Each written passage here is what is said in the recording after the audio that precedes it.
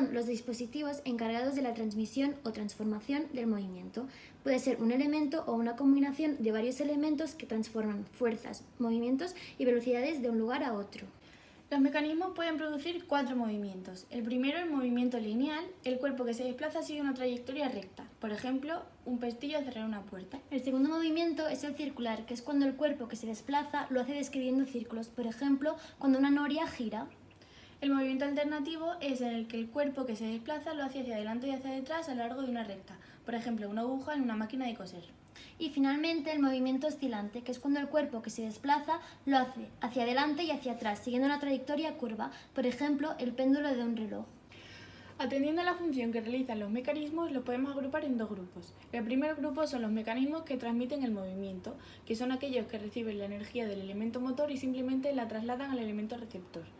Esto ocurre, por ejemplo, con los mecanismos de una bicicleta, que transmiten el movimiento generado por los pedales, que es movimiento circular, hasta las ruedas, con lo que hacen que éstas giren. Los mecanismos de transmisión de movimiento se clasifican en mecanismos de transmisión lineal y mecanismos de transmisión circular. Los mecanismos de transmisión lineal se consideran máquinas simples. En ellas se incluyen las palancas y las poleas.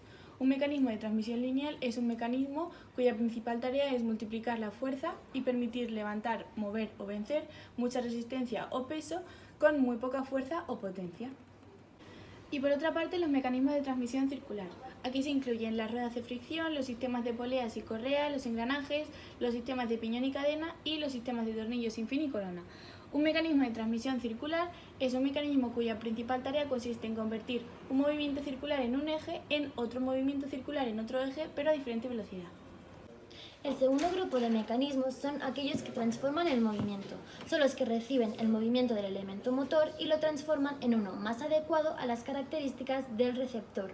Son los que convierten un movimiento circular en uno lineal o al revés, en otro lugar y a velocidad diferente. Por ejemplo, los mecanismos de una puerta del garaje. En ella, el movimiento circular producido en el motor se transforma en movimiento lineal en el avance y el retroceso de la puerta.